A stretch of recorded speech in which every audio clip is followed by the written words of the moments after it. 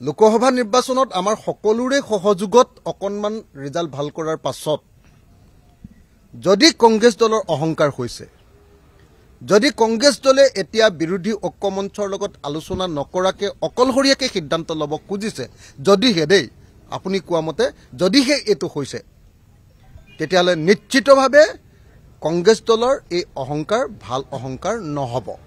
যদিহে হৈছে, মই কংগ্ৰেছ দলক এই মুহূৰ্তত বঙাইগাঁৱৰ পৰা, বঙাইগাঁৱৰ চাৰ্কিট হাউচৰ এই কেম্পাছৰ ভিতৰৰ পৰা কংগ্ৰেছ দলক জনাব খুজিছোঁ যে যদি কংগ্ৰেছ দলে ঐক্যবদ্ধ হৈ আমি গোটেইবিলাকে যেতিয়া ইলেকশ্যন খেলোঁতে ৰাইজৰ যিটো আমি সঁহাৰি লাভ কৰিছিলোঁ সেইটোকে একমাত্ৰ কংগ্ৰেছৰ প্ৰতি মানুহৰ সমৰ্থন বুলি ধৰি লয়, তেতিয়াহ'লে তেখেতসকলে মূৰ্খৰ স্বৰ্গত বসবাস কৰা হ'ব।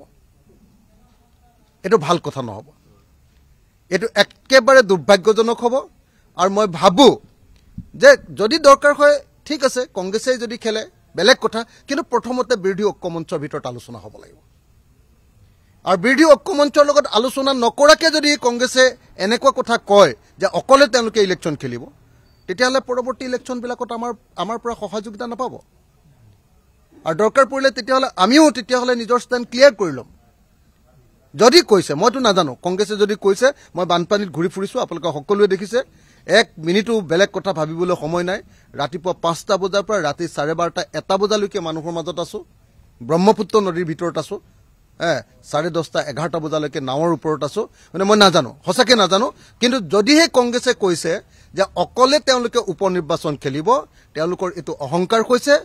সামান্য ৰাইজৰ সঁহাৰি, কিছু পৰিমাণে ৰাইজৰ সঁহাৰি আপোনাৰ লোকসভা নিৰ্বাচনত লাভ কৰাৰ পাছত যদি কংগ্ৰেছৰ এনেকুৱা ধৰণৰ অহংকাৰ হয়, অসমৰ মানুহে গ্ৰহণ নকৰিব কথাটো।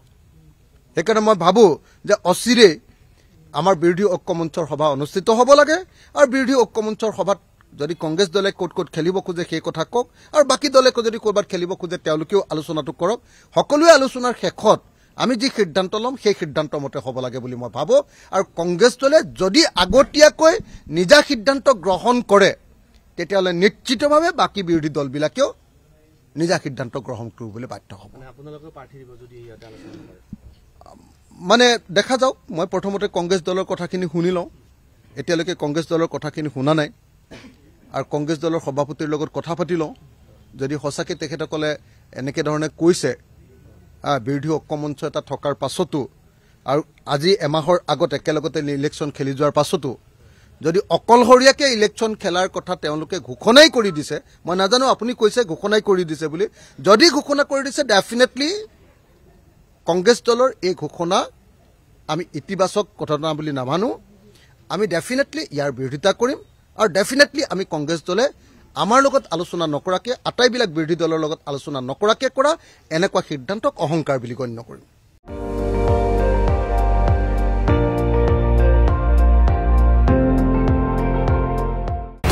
আপুনি চাই আছে ND24, সৰ্বশ্ৰেষ্ঠ নহয়, সৰ্বোত্তমৰ দৌৰা।